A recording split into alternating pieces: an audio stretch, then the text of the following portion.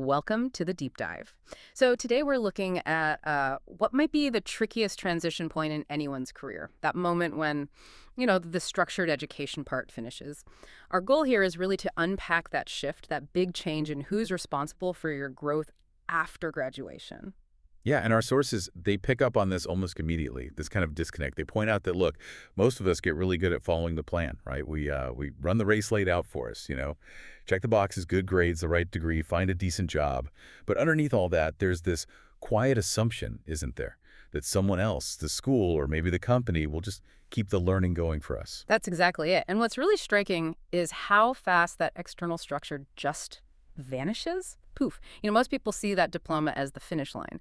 But the sources argue pretty strongly that no, that's when the journey really begins. Suddenly, without that mandatory class schedule, your growth, it's completely voluntary, all on you.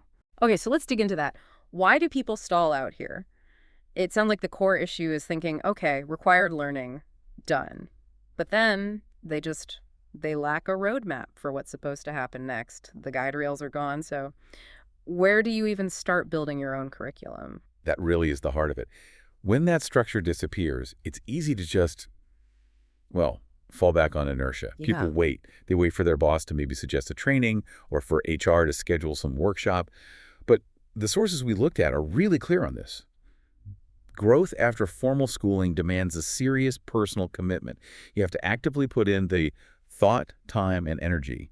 It's not passive. It's work. It's an investment you make in yourself. Right. And it's tough because it's not just about, say, taking one online course. It's about building a habit, something permanent. The sources use a great analogy, actually. It makes it really concrete. This kind of self-directed growth needs commitment and ongoing effort, just like healthy eating habits or a regular exercise program. Yeah. It's a system you maintain, not a one-off project you finish. Exactly. We get that intuitively with physical health, don't we? Skip the gym for a month, eat junk for a year.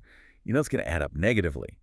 But somehow we treat our skills or intellectual growth differently, like they're static. We figure, I learned that 5 years ago, I'm good.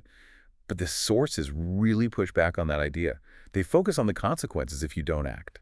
And this is where it gets really crucial for you listening, because the stakes are actually pretty high. If you don't make that voluntary commitment consistently, growth simply won't happen. Oh, yeah. But the stagnation, it's not always loud and obvious right away, is it? That's the really subtle point the source material brings out. This isn't about, getting fired tomorrow because you didn't take one course. It's more like a slow erosion.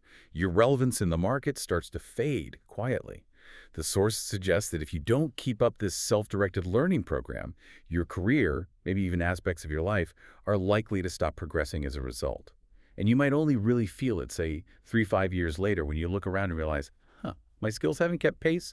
The world moved on. So staying relevant means treating learning like that fitness routine. It's deliberate, it's voluntary, and it's for the long haul. So, okay, wrapping this up, what's the takeaway for your strategy right now? If progress is now totally voluntary, entirely on your shoulders, what are those subtle, maybe invisible ways that not committing to your own learning plan, like skipping that mental workout, is already starting to shape or maybe limit your career path today? Definitely something to think about as you figure out your next learning goal.